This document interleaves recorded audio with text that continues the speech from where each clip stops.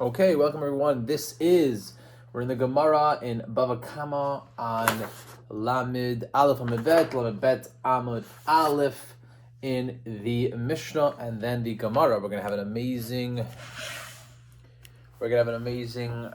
session right here. So the Mishnah says in Bava we're in Perik Shlishi, Lamed Aleph Amud Bet, Ze Baba Chavito, Ze Baba Korato. So we're talking about in a case in the Reshut Harabim, in a public domain, where two people are walking there. One is carrying a cask or a vessel of some type, and the other one is carrying a korato, a beam. Nishbara kado shel zeh, the cask breaks. The cask gets breaks. The cask, the person who's carrying the cask, his cask gets damaged or broken by the beam of the other person, shel zeh, patur. The person is exempt from paying damages. Why? Meaning the person who carrying the beam damaged the cask is exempt from paying damages. Why? Because they both had permission, the right to walk in the Reshut Harabim, in the public domain. Let's say it's a marketplace. Carrying their items. One was carrying a big beam, one was carrying a big cask.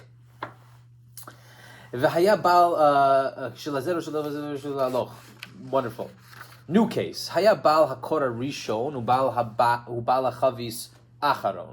let's say the person carrying the beam was walking in front of the person who was carrying the cask, and then nishbera chavitz bekora, and then the cask gets broken on account of the beam bumping into the cask or the vessel or whatever it is, bikora of the beam, patur. The person who is carrying the beam is still exempt. Why? Why is he exempt? Because of the reasoning, they both have right to walk there. However, v'im amad bal hakora chayiv. But if the person who's walking in front, who is carrying the beam, stops to reposition his load, to readjust, then he's chayev. He's chayev to pay damages if his beam damages the cask of the person behind him. V'im amar libal chavit amod. But if he tells the person behind him, he knew the guy behind him, he says the person behind him, stand for a second, I gotta readjust my load here. Then he's exempt because he went out of his way to tell him that you should stop walking, you're gonna run into my beam. Right? So new case. Haya bal habayit rishon, bal chavis rishon, sorry. Let's say the person carrying the cask or the vessel, the big cask or the barrel, whatever it is, was walking first, and the balakora, the person carrying the beam, was walking behind him. Nishbera chavit bakora, and then the barrel / cask gets broken by the beam. Chayev, the person carrying the beam is chayev. Right? The reasoning being here, it doesn't say in the Mishnah, but the reasoning being here is because, well, he should have been paying attention. He's walking behind. The person with the beam is walking behind. V'in amad bal chavit. The balakora is chayev. V'im amad bal chavis pater. But if the person who's walking in front, who is the person carrying the cask, stands up for a moment to readjust his load, and then the person behind him who's carrying the beam runs into him, he stood up without saying anything. So the person carrying the beam is pater, is exempt. But if he said to the person carrying the beam, amod, stop for a second, stand up, because wait a second here, I got to readjust my load, then he's chayev. Right? Because he went out of his way to tell the person carrying the beam, stop, but the person carrying the beam did not stop, and therefore the beam ran into the barrel, and it broke the barrel, and so the person carrying the beam is chayev. And similarly, the Mishnah says these laws also apply if we're not talking about the case of a cask and a beam, but rather talking about the case where one person is carrying a live flame and the other person is carrying pishtan, is carrying flax. The question is which one is which. is the ner the chavit, right? But that's the question. So the Gemara here asks an amazing question in Bava Kama Lamed Bet Amid Aleph. It says, "Ba'mine Rabba Bar Natan Mirav Huna." So Rabba Bar Natan asks a question from Rav Huna. Hamazik et ishto b'tashbis amita mahu. What is the law in the case where a man and a wife are having intimacy and he accidentally injures his wife? This is the question. This is the Gemara's question. It's related to the Bab Mishnah. We'll see. Do we say kivan she'dibrashut ka'avid pater? Do we say that he was operating in his own reshus, meaning his wife is his domain, is part of his domain, and so therefore he's exempt from any damages that he causes her inadvertently in tashmis amita, in intimacy time? O dilma, or perhaps to say or maybe we have to say that he should have paid attention and not have damaged her. And if he does damage her, maybe he causes her to get a kink in the back, or I don't know what kind of damage he would cause her in tashmis amita, in intimacy time. But if he caused her damage, then he would have to be liable that and be obligated to pay for the damages that he caused to her. He causes damages to her. So what's the answer? So Amar Le. So the Gemara says, May Rav Huna. Rav Huna responds. Tuha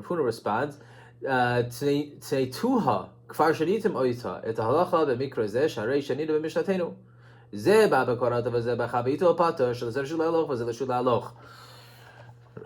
Rav Huna says, you look at the Mishnah. We just taught in the Mishnah that if two people are walking in the Reshut HaRabim, one was coming with the beam, and one was coming with the chavit, and the beam damaged the chavit, and the beam damaged the cask. That the person the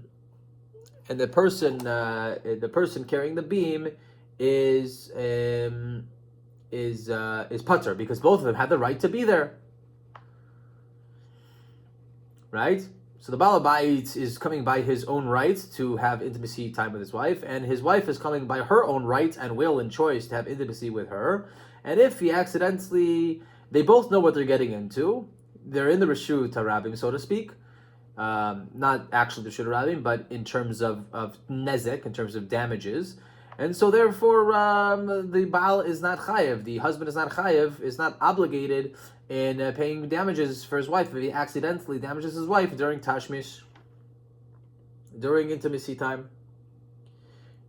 He's exempt, he's pater. And that's the first answer of the Gemara. Wow, very interesting. Okay. The Gemara continues on. Amar Rava, but Rava says no. Maybe the Baal is actually chayiv, and let me tell you why. We can learn a kal v'chomer. We can learn an a priori argument, all the more so, right? And he learns it out from the case of inadvertent murder, and he says by the case of inadvertent murder, you have to look there in the psukim. So just a background here for a moment here.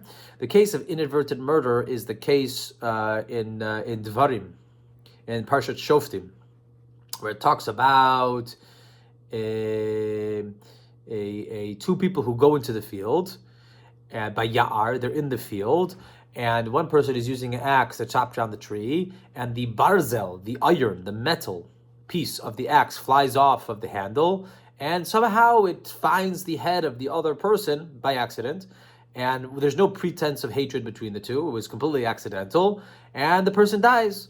In such a case, the person is obligated to run away to the Ir Miklat. He's obligated to run away to the city of refuge, because that's his punishment. It's kind of like, it's a little bit of like a jail, but not exactly. It has to do with the fact that he accidentally killed him, and so the people who are the krovim, the relatives of the person who died, their blood is going to be boiling to kill this person, and so we give this person a way out while still understanding that the relatives want to kill him. the person who accidentally murdered their loved one. So that's what the Torah says. So Rava says you can learn from the Rakal v'chomer in all the more so argument. I think it's called a priori argument. Uma ya'ar shezel r'shuso nisach v'zel r'shuso nichnas nasek mishin nichnas l'rush chaveiro v'chayev. Right, we learn out from the case of the Ya'ar, which is a Reshut HaRabim, which is a public domain. And when both friends entered it, one with the axe, who accidentally killed the other friend, and we say that the guy is chayev for having killed him, not chayev b'mezi, not chayev for on purpose murder, but chayev for accidental murder, and he has to run away to the Ir Miklat. Right, v'chayev. All the more so, zeh, this guy, the Baal, shel Reshut Chaveiro nechlas, he went into the reshus of his chaveiro, which is a private domain. What's the reshus of his chaveiro? What is the private domain of his friend? His wife. His wife's private domain is having intimacy with his wife, right? So it's her domain. He went there. Lo kol shekain. Well, not all the more so that he should be chayev to be responsible for the damages that he caused.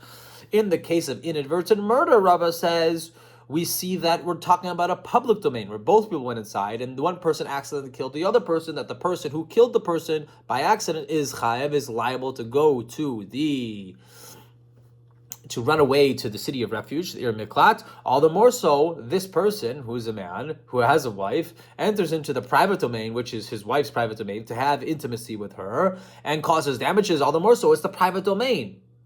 It's a private domain. We're not talking about public domain anymore. He should be responsible for having coming damage. He came into her Dalet Amos, her little world, her 4 Amos of her world, and he caused damages. He should be liable, says Rava, to pay for having damaged her during Tashmish, during intimacy time. Elahaktani. So Gemara responds, no. Shelazer Reshut Aloch, Vazer Reshut Aloch. Hatem travayu kadedininhu. Hacha ihu ka'avid ma'aseh vehi ihi ka'avid ma'aseh. So the Gemara responds to Rava, and it says the following.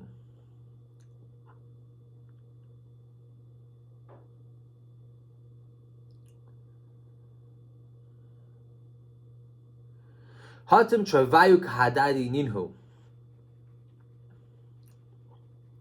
In the case of the inadvertent murder, both of them are doing actual maaseh. They're doing actual actions, right? They're both entering into the ya'ar, into the field, and they're both going there from their own free will. But in the case of intimacy with one's wife, and he causes damages there, right?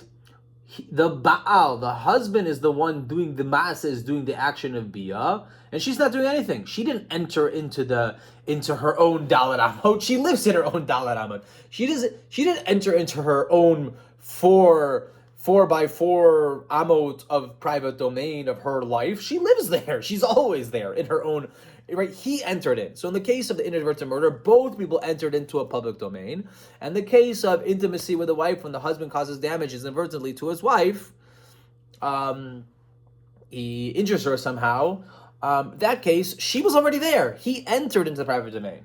And so in that case, he's doing the ma'aseh, and so therefore he should be chayav and therefore, let's see here.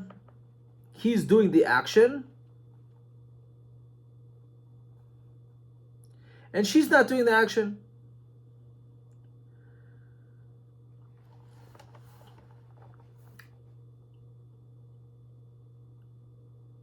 And if he's doing the action,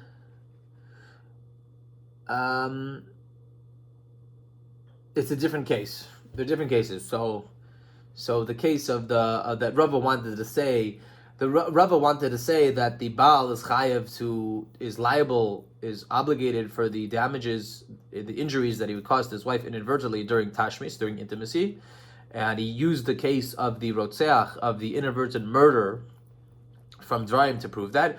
We say no, the cases are different. Right? The Baal is doing the ma'aseh. But the Gemara responds, what do you mean the Baal is the one only doing the ma'aseh? We know from the pasuk v'nichratu hanefashot. The Gemara responds v'hachtiv v'nichratu hanefashot ha'asot b'ikerev amam. The pasuk says that both of their souls shall be cut off. So in the case of two people who have two people who have coitus with each other, and they're usher to each other. For example, it's an incest relationship, or the woman is married to another man. Whatever it is, the verse says they get karet, they get the punishment of karet, and it says v'nichratu hanefashot ha'osot. Both of their souls are doing the action, and therefore both of the souls have the aveira, have the transgression, and have the sin, and you have the punishment of karet upon their souls, which is cutting off of the soul. Both of their souls get it, and from there you know that even the woman also is doing maaseh. She's also doing the action, and therefore the cases will be similar. She's doing action, and also in the cases of Ritzeh. So maybe Rav is right that the Baal can be chayav. The Gemara responds, no, in the case that you brought of two people being liable for spiritual excision, for the punishment of karet, in the case where they have sexual relations in the context of incest, that they both get karet, that they're both doing actions, that's a case where both of them do it beratzon, where they both do it by their own free will, and they both get hana'ah, they both get benefit out of it, right? And that's why in that case, when it comes to being liable the sin of incest and karet, and getting the punishment of karet, spiritual excision, that both of them are considered to have to do a maaseh. But in the case of intimacy with one's own wife, the Gemara responds, Ihu ma'aseh tuhu ke'avid she'oseh v'lachen chayev. He is the one doing the ma'aseh himself, meaning there is a shtoper and a shtopi, and the one who's doing the shtoping in the case of marriage, if he is the one who causes damages inadvertently to his wife, he would be liable for those damages, and you can't learn out from that case. So it's a very interesting Gemara where we start with the Mishnah about just damages and possession in the Rosh Hashanah with a beam, and we apply it to the case, and that's how the Gemara concludes here, to a case of inadvertent damages to your friend when your friend is your wife, and the context is marital intimacy.